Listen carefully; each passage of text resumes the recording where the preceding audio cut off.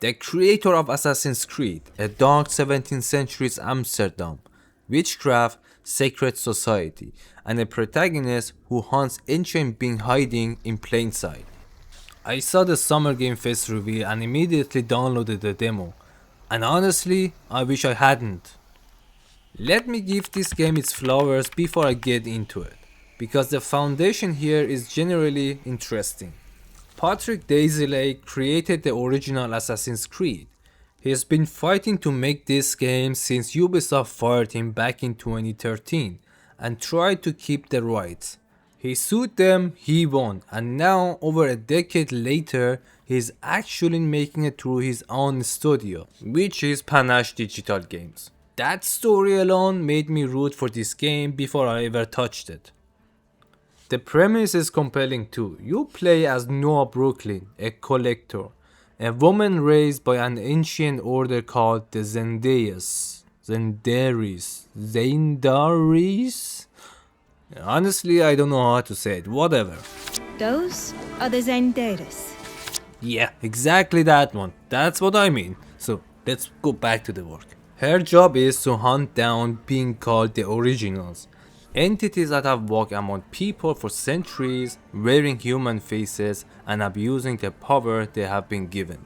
Think Assassin's Creed but make it supernatural? Witchcraft? Dark Amsterdam? 3 timelines? 1666, 1999 and the present day? On paper it is interesting and this is what we want from a game, which is why the demo hit differently than I expected. I want to be honest with you. Going into this demo I was positive. I wanted to give it every benefit of the doubt. I know it's a demo, it's an early access, I know Panache is a smaller studio and Desilets has been building this thing in the background while the industry moved on. And I wasn't looking to tear it apart, I was looking to be convinced. And the demo had one job. Convince me to buy the full game when it launches. And guess what? It didn't do that. This game successfully convinced me to not buy the full game, and I think you deserve to know why. Let's start with movement, because movement is everything in a third-person action game. If character doesn't feel good to control, nothing else matters. The movement in this demo feels wrong, not unfinished wrong, wrong in a way that affects every single thing you do. It's a kind of thing that fades in great games. You stop thinking about it within 10 minutes. Here I never stop thinking about it. Then there is something that I haven't seen before. I'm still not sure if it's a design choice or a bug. You are basically puppeting someone else's work while you are also moving. The result is just weird. I couldn't find any explanation for why this would be intentional, and it didn't feel good either way. Maybe I want to go another way, I want to explore around, I want to check something else, and this guy is coming with me wherever I go. There are also some moments that I'm asking myself, is this the graphic in 2026?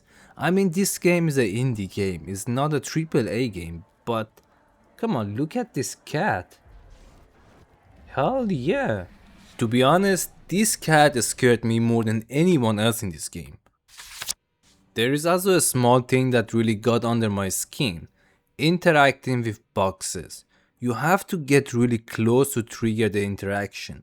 And when you do open one, the items inside fall to the ground one by one. You have to walk around and collect them. Why? If I open a box, I'm opening to take what is inside. Let me take it. This kind of friction is the difference between a game that respects your time and one that doesn't.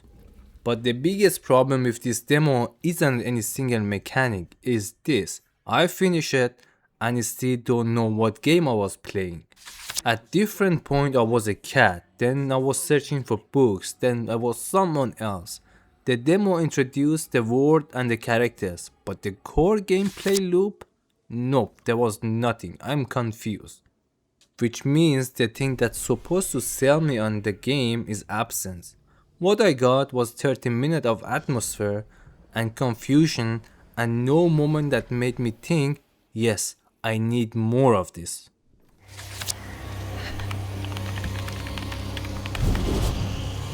Are you all right? Yes. It's. Here is the thing that made me hesitate to make this video. This is a demo. It says it needs works. Panache knows it. The game is launching in early access, which means they are actively building it with player feedbacks. The Steam reviews are mixed, around 61% positive, which tells me I'm not alone in feeling this way. And I genuinely want this game to be good. I want Daisy Lay to finally get to make the thing he's been fighting for. The concept is there, the world is interesting, the story of the originals and the collector has a real potential.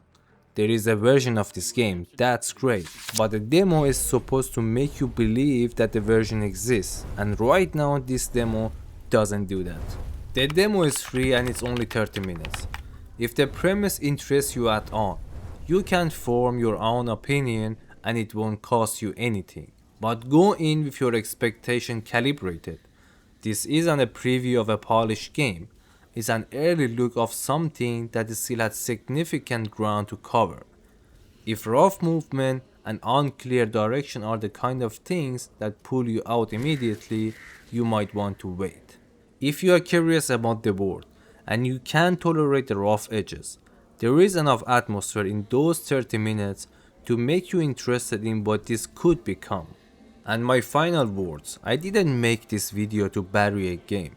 I made it because I think honest impressions are more useful than hype, especially for a game launching in early access, where your feedback actually matters. 1666 Amsterdam has a long road ahead. Whether it gets there, we will see. And if you have played the demo, I want to really know your opinion, so drop a comment and let's discuss in the comment section. Besides that, if you like these type of videos with honest reviews, don't forget to like it and subscribe to the channel. Thanks for watching, see you next time.